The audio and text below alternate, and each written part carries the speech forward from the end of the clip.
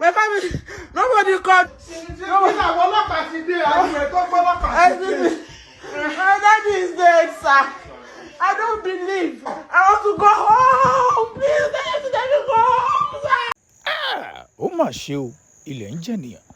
Ẹ̀wọ́ ẹ̀yìn yẹn mi nílẹ̀ kọ́kọ́ ń bá ń bọ́ sábàlá àrùsẹ̀ máa bá ń tẹ RIP Alhaji Taiwo Hassan Ògòǹgò ọmọ Akúlódò ẹ bá ń kọ́ tán pátápátá báwọn Alhaji Taiwo Hassan Ògòǹgò ọmọ Akúlódò RIP.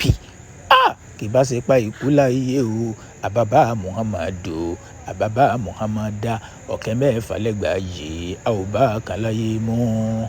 Àwọn àgbààgbà òṣèré wọ́n ti bẹ̀rẹ̀ sí sọ̀rọ̀ lórí ikú òṣèré orí ìtàgé gbajúgbajà táwọn ènìyàn fẹ́ràn èèyàn Alhaji Taiwo Hassan Ògòǹgò. Bákan náà fámìlì olóògbé wọ́n ti sọ ìgbà tí wọ́n ó sin ikú Alhaji Taiwo Hassan èèyàn Ògòǹgò.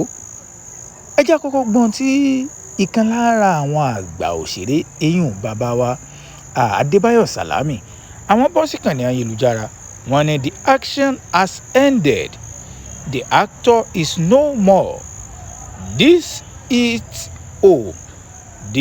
super hard ọmọ Kúlódò erinwo ó lágbára o. May Allah accept your return our dearest Ògòǹgò. Eyín ní tí bàbá wa Adébáyọ̀ Sàlámì sọnù. Ẹ jẹ́ àgbọ̀n tí Jídé Kòsọ́kọ́ èyí tó náà sọ nípa ikú Ògòǹgò. Jídé Kòsọ́kọ́ ó bọ́ sí kànáà yìí ó ní with heavy heart ó ní pẹ̀lú ọkàn tó wúwo and profound sadness bákan náà nínú ìbànújẹ́ we announce the passing of Alhaji Taiwo Hassan. Ó ní la fi ń kéde ìpapòdà ẹni wa yún Alhaji Taiwo Hassan, popularly known as Ògòǹgò tí gbogbo ènìyàn mọ̀ sí Ògòǹgò, who passed away at 3 p.m.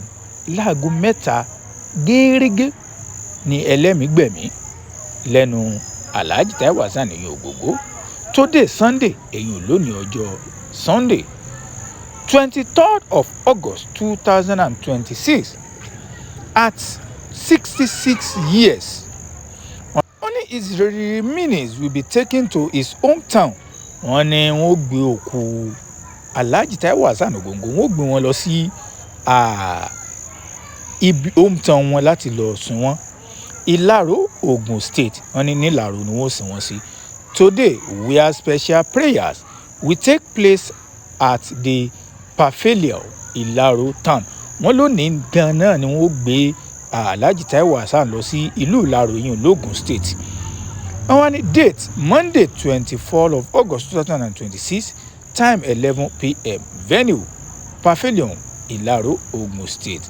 Wọ́n ní lọ́la ni wọ́n ó ṣe àdúrà fún bàbá wa Ògòǹgò.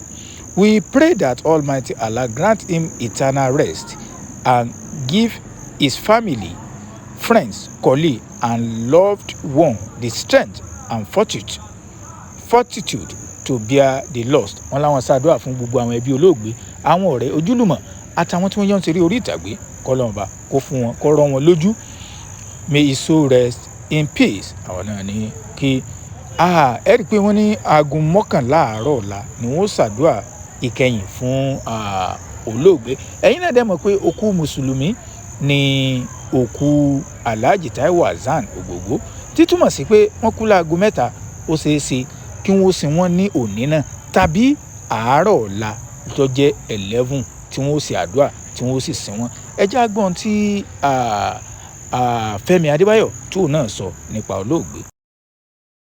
Fẹ́mi Adébáyọ̀ náà bọ́ sí ìkànnì ayélujára ó náà kọ́ ní sátì ó wáá fi emoji ọkàn tó pín sí méjì yìí pé heart break. Some people leave behind memory. Ó ní ọ̀pọ̀lọpọ̀ àwọn ènìyàn ló jẹ́ pé tí wọ́n bá papòdà báwọn ní tí wọ́n ṣe é lẹ̀ àwọn ènìyàn ò ní gbàgbé ẹ̀.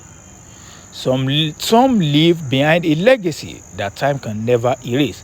Ó ní bákan náà àwọn kan tún wà tó yẹ pé tí wọ́n bá papòdà ní tí wọ́n fi lẹ̀ àgbàyanu tó yẹ pé kò lè parẹ́ láíláí.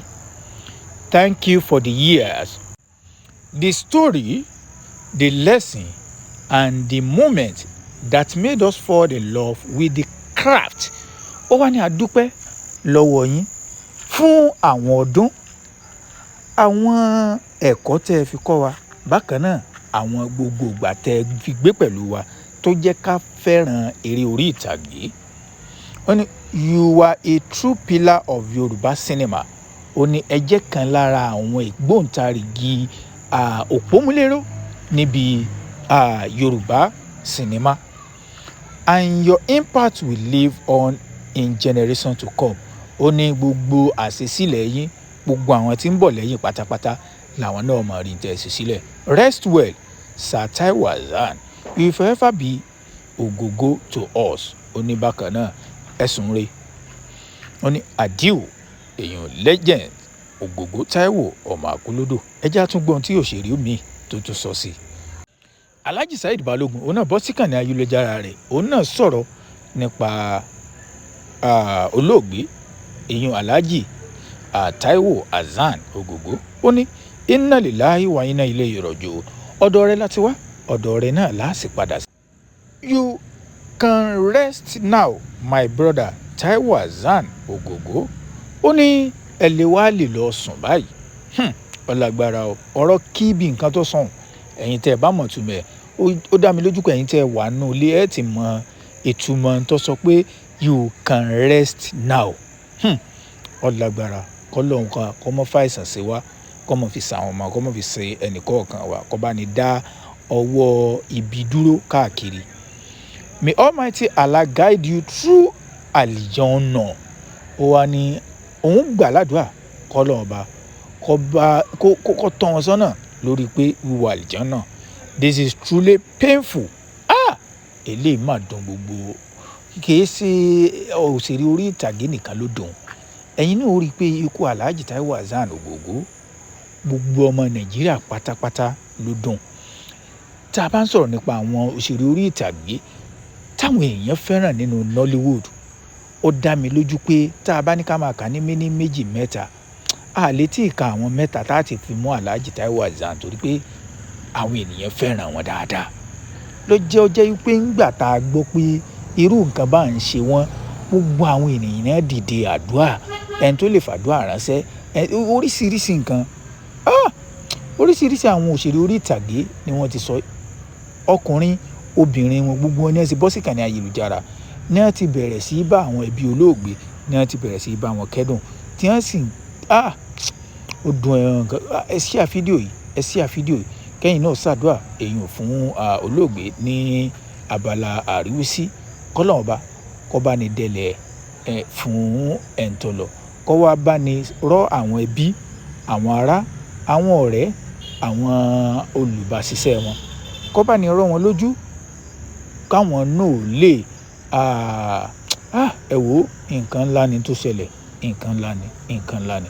Ẹ share fídíò, ẹ share fídíò, ẹ share fídíò. Ọlágbára o.